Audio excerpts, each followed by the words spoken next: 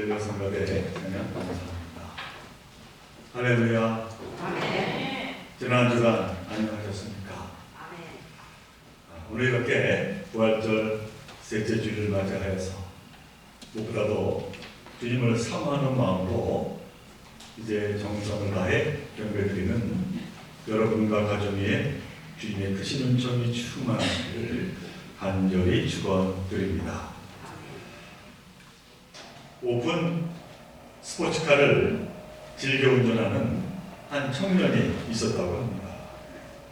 그는 여느 때처럼 신나게 도로를 달리다가 그만 실수하여서 벼랑으로 떨어지고 말았습니다. 다행히 몸은 튀겨나와서 벼랑 끝 나뭇가지에 간신히 매달리게 됐습니다. 그러나 그는 몹시도 두려웠습니다. 내려다보니 밑에는 파도가 무섭게 넘실거리는 것이 아닙니까? 그는 죽을 힘을 다해서 나뭇가지를 꼭 붙잡고 소리쳤습니다. 사람 살려, 나를 도와주세요. 그러나 아무런 반응이 없었습니다. 시간이 지나다가 그는 마침내 마음을 가다듬고 하나님께 기도를 올렸습니다. 하나님 제발 나 좀 살려주세요. 앞으로 오직 하나님만 믿고 의지하며 살아가겠습니다. 그러더니 갑자기 구름이 몰려오더니 구름 속에서 그래 도와주마 하는 음성이 들려왔습니다. 깜짝 놀라서 잘못 들은 것이 아닌가 했는데 다시 음성이 들려왔습니다. 정말 나를 믿고 의지하겠느냐? 그 마음이 변치 않겠느냐? 청년은 힘주어서 대답합니다. 네, 정말 하나님을 믿고 의지하겠습니다. 그러자 하나님이 말씀을 했습니다. 그러면 붙잡은 나뭇가지에 손을 놓아라. 오랜 침묵이 흘렀습니다. 그런 후 그 청년이 다시 소리를 질렀다는 것이죠. 거기 누구 다른 하나님 없습니까? 물론 누군가 지어낸 우스개 이야기입니다. 그러나 주고자 하는 메시지는 분명해 보입니다. 실존주의 창시자라고 일컫는 철학자 피에르 게고르의 명언 가운데 이런 말이 있습니다. 믿기가 어려운 것은 이해하기 어려워서가 아니라 순종하기 어려워서다 하는 말이죠. 정말 그런 것 같습니다. 우리가 무엇인가를 믿지 못하는 것은 순종하기 어려워서가 아니겠습니까? 이 복음서에 보면 예수님께서는 3년간의 복음 사역을 하셨습니다. 짧은 기간이었지만은 절망에 빠진 사람들에게 생명의 말씀을 전하셔서 그들에게 새로운 소망을 갖게 하셨습니다. 또 많은 사람의 병든 육체와 영혼을 치유하여 자유케 하셨습니다. 그리고 장정만 무려 5,000명이나 되는 허기진 누리의 그 배고픈 배를 채워주시기도 했습니다. 그뿐만이 아닙니다. 그 당시에 타락한 종교 지도자들을 꾸짖으며 하늘의 참 진리의 말씀을 전하셨습니다. 그러자 예수님을 따라다니던 제자들은 예수님이 펼치시는 놀라운 능력과 권위를 보며 예수님이야말로 참 구세주이심을 마음 깊이 새기게 되었습니다. 예수님에 대한 제자들의 그 믿음은 시간이 갈수록 더 깊어갔습니다. 제자들의 이런 믿음은 예수님이 체포되기 직전까지 이어졌습니다. 체포되기 전 예수님은 제자들에게 이제 곧 벌어질 십자가의 고난과 죽음을 말씀하셨습니다. 그러자 체포되기 불과 몇 시간 전 베드로는 예수님의 이 말씀을 듣고는 그 고난과 죽음에 대해 자신의 믿음을 단호하게 밝힙니다. 마태복음 26장 33절의 말씀. 비록 모든 사람이 다 주님을 버릴지라도 나는 절대로 버리지 않겠습니다. 그러자 예수님은 베드로에게 말씀하십니다. 34절의 말씀, 내가 진정으로 너에게 말한다. 오늘 밤에 닭이 울기 전에 내가 세 번 나를 모른다 할 것이다. 예수님의 이 같은 말씀에 베드로는 발끈했습니다. 그러면서 재차 자신의 믿음을 확고하게 말합니다. 35절의 말씀입니다. 주님과 함께 죽는 한이 있을지라도 절대로 주님을 모른다고 하지 않겠습니다. 그러자 곁에 있던 다른 제자들도 모두가 주님을 절대로 외면하지 않겠습니다. 그렇게 말했다고 성경은 기록하고 있습니다. 그런데 정말로 몇 시간이 지나 예수님은 체포되었고 끌려가게 되었습니다. 그러자 마태복음 26장 56절 후반부는 제자들의 모습을 이렇게 한마디로 요약하여 전하고 있습니다. 이에 제자들이 다 예수를 버리고 도망하니라. 예수님에 대한 제자들의 믿음, 기꺼이 죽음도 불사하겠다는 그 믿음은 어디로 간 것일까요? 예수께서 행하신 그 놀라운 이적과 하늘의 권위를 목격하며 예수님을 메시아로 믿었던 그 제자들의 믿음은 다 어디로 갔습니다. 사랑하는 조교성 여러분, 만일 저와 여러분이 그 당시의 제자들이라면 어떻게 하셨겠습니까? 예수님의 놀라운 생명의 말씀을 우리가 직접 들었고 예수님의 공생에서 행하셨던 놀라운 기적과 표징들을 우리가 직접 목격했다면 예수님이 체포당할 그 당시에 그 제자들과는 다르게 행동하셨겠습니다. 예수님을 보았다고 다 믿는 것이 아닙니다. 예수님의 말씀을 들어 은혜 받았다고 강한 믿음을 갖는 것이 아닙니다. 기적과 표징을 본 목격자라고 굳건한 믿음을 간직하는 것이 아닙니다. 분명히 듣기는 들었고 보기는 보았습니다. 그러나 들은 것은 들은 것이고 본 것은 본 것에 불과합니다. 아니 왜 그렇습니까? 거기에는 분명한 이유가 있습니다. 그것은 그 믿음이 제자들의 삶으로 녹아들어 내면화하지 않았기 때문이죠. 그래서 여전히 예수님의 행하심은 예수님 혼자만의 삶이요 행하신 뿐 아직 제자의 삶은 아닌 것이죠. 더욱이 주님이 최종 목적지가 고난의 십자가라면 말 하나마나 아니겠습니까? 그런데 이건 사실 우리의 모습이기도 합니다. 우리는 주일마다 예배드리고 그 가운데 감격하고 은혜가 충만해집니다. 그러나 은혜는 받았지만 감동은 받았지만 그렇다고 확신에 차서 예수님의 말씀대로 살아내기는 쉽지가 않습니다. 정도의 차이는 있겠지만은 세상에 살면서 나를 다 내려놓고 예수님 말씀처럼 살아가기란 사실 거의 불가능합니다. 아니 내 욕구를 충족시키며 사는 건 사실 너무나도 자연스러운 일입니다. 그렇지 않겠습니까? 예수님도 우리의 이 같은 부족함을 잘 알고 계셨습니다. 그래서 이렇게 말씀을 우리에게 하셨습니다. 요한복음 15장 7절의 말씀, 너희가 내 안에 머물러 있고 내 말이 너희 안에 머물러 있습니다.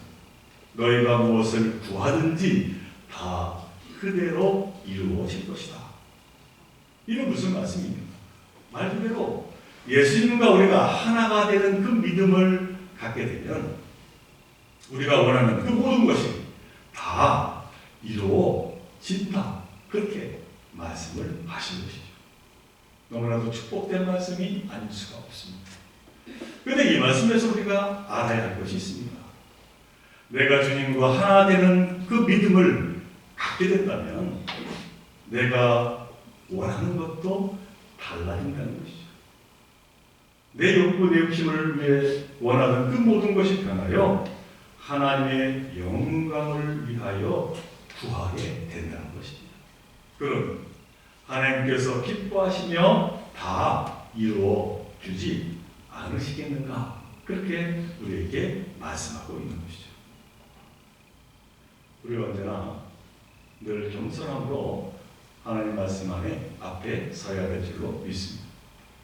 저는 본문으로 구약의 출애굽기 말씀을 듣겠습니다. 어찌 보면 부활절 셋째 주일이라고 하는 교회력과는 좀 맞지 않는 구절처럼 보입니다. 그러나 이 성경 말씀의 큰 기둥 중에 하나인 믿음에 관한 말씀이 오늘 본문에 있기에 굳이 출애굽기를 오늘 본문으로 택해 보았습니다. 오늘 본문에 보면은 모세라고 하는 인물이 나옵니다. 우리가 너무도 잘 아는 인물입니다. 모세는 어린 시절 애굽 바로의 왕딸에 의해서 나일 땅가에서 건짐을 받고 왕궁에서 성장합니다. 그러다 자신이 히브리인임을 알게 되었고, 그래서 한 번은 같은 히브리 형제를 괴롭히는 애굽 사람을 보고는 분을 참지 못하여 살인을 저지르고, 그리고 그 일이 들통나게 되자 도망자의 길을 걷게 됩니다. 도망자인 모세는 미디안에 정착하여 살게 되었는데, 어느 날 광야 호렙산에서 여호와 하나님의 부르심을 받게 됩니다. 그 부르심이란 동족인 히브리 노예를 해방하라 하는 명령이었습니다. 오늘 본문 바로 앞장인 출애굽기 3장 10절의 말씀입니다. 이제 내가 너를 바로에게 보내어 너에게 내 백성 이스라엘 자손을 애굽에서 인도하여 내게 하리라 하는 그러한 말씀이었습니다. 모세는 하나님의 명령 앞에서 무릎을 꿇었습니다. 너무나도 옳고 의로운 그러한 명령이었습니다. 여기에는 그에게 있어서 아무런 의의가 없었습니다.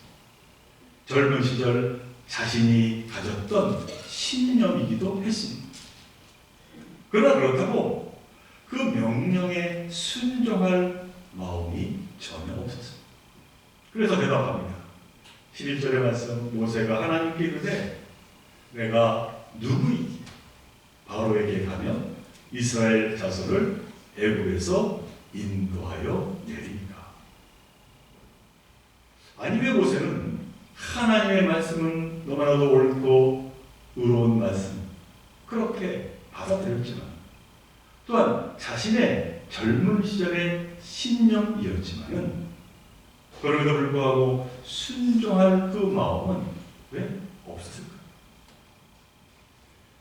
여러 이유가 있겠습니다만 그 이유 중 하나는 아마도 굳이 사서 고생할 필요가 있나 하는 그런 생각을 가지고 있지 않았을까 하는 그런 추측을 해봅니다.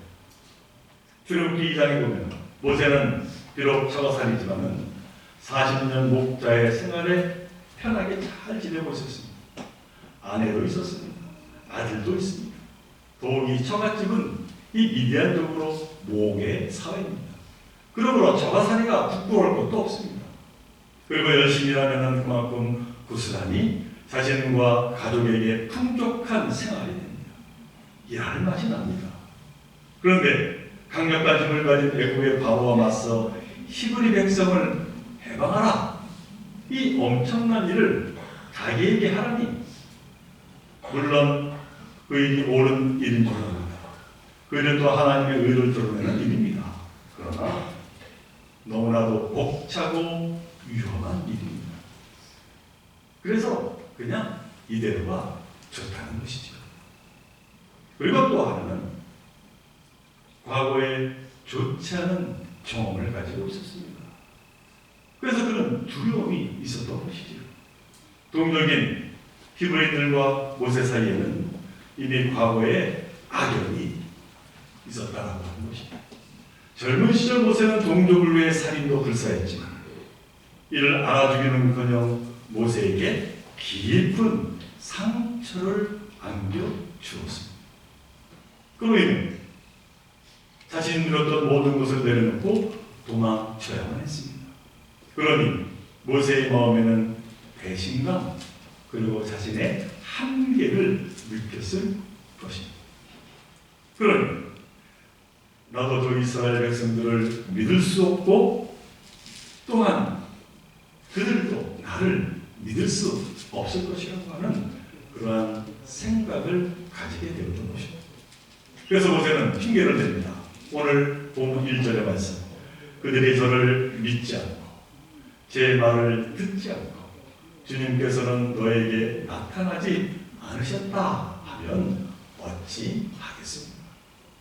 그러니 그 일을 감당할 수가 없다는 것이죠. 그러나 여호와는 이 모세를 결코 포기하지 않으십니다. 그래서는 모세에게 두 가지 놀라운 기적의 능력을 보여주십니다. 그 하나가 지팡이가 뱀으로 변하고 다시 지팡이가 되돌아오는 기적이었습니다. 대단한 기적입니다. 그러면서 하나님은 모세에게 말씀을 하십니다. 오늘 보면 5절의 말씀, 주께서 말씀하십니다. 네가 이렇게 해서 이적을 보여주면 주 너의 조상의 하나님 곧 아브라함의 하나님, 이삭의 하나님, 야곱의 하나님이 너에게 나타나는 것을 믿을 것이다. 그리고 이어서 또 두 번째 기적의 능력을 보여주십니다. 6절 이하의 말씀, 주께서 또 그에게 말씀하셨다. 너의 손을 품에 넣어보라. 그래서 모세가 손을 품에 넣었다가 꺼내어보니 그 손에 악성 피부병이 들었습니다. 마치 흰 눈이 덮인 것 같았다. 주께서 너의 손을 품에 다시 넣어보라 하고 말씀하셨다.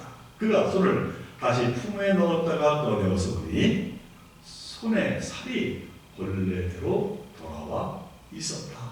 그렇게 성경은 기록하고 있습니다. 참으로 놀라운 기적을 이 모세가 체험을 하게 된 것이죠. 그리고 그 놀라운 능력을 하나님이 주신다는 것입니다. 아마 우리가 이런 기적을 보았으면 모두가 탄성을 지렀을 것입니다.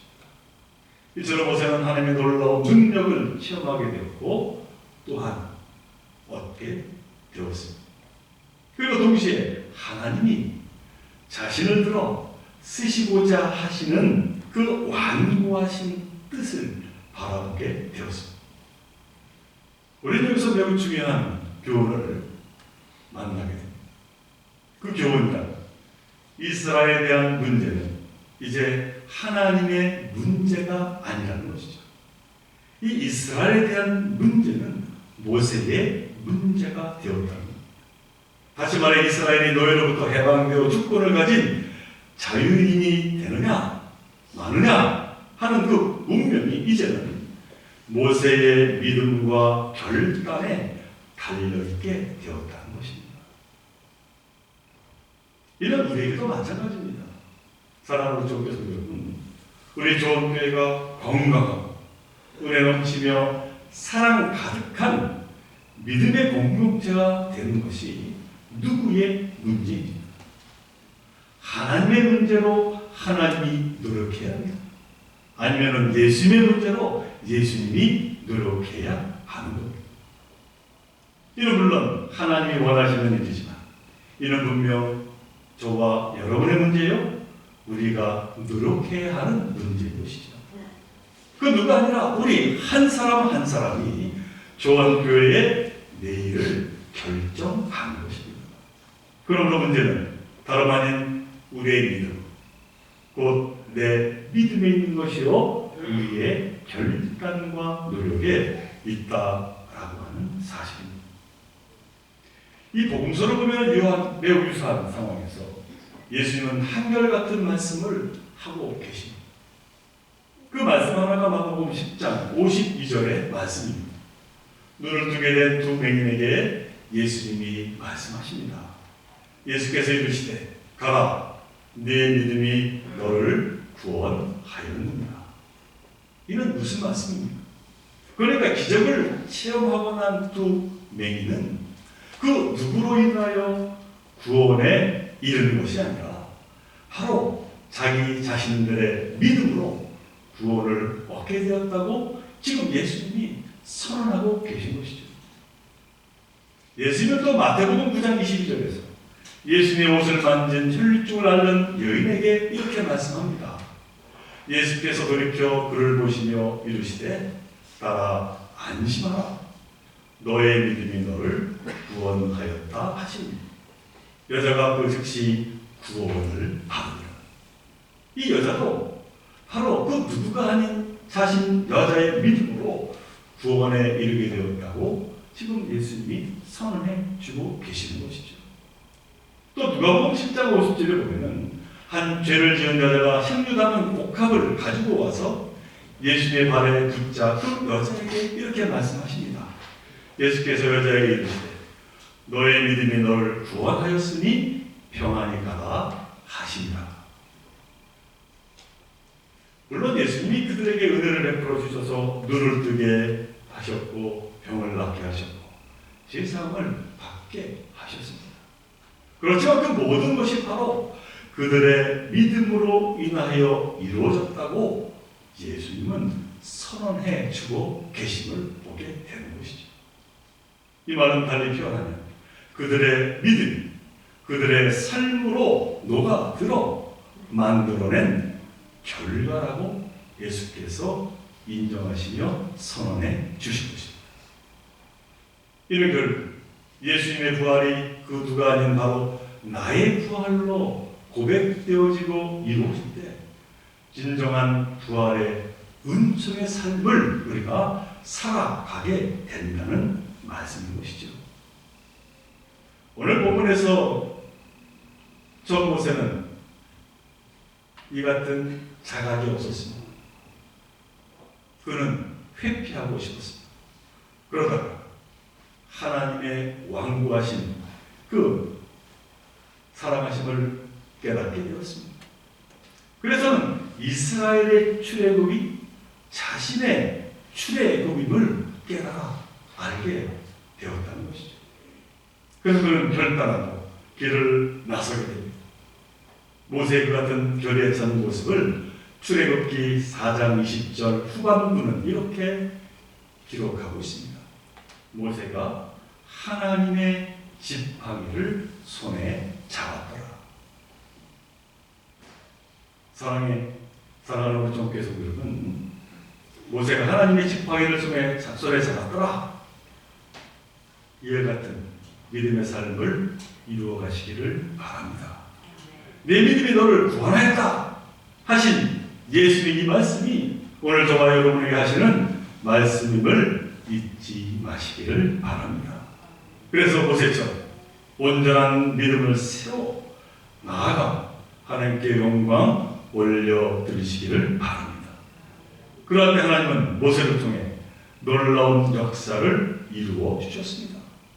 그러므로 우리 또한 우리에게 허락하여 주시고 맡겨주신 그 귀한 사명을 감당함으로 많은 믿음의 열매를 이루어가 정말 그 가운데 다시 한번 기쁨과 감사와 보람과 은혜가 넘치는 삶을 이루어가기를 간절히 바랍니다.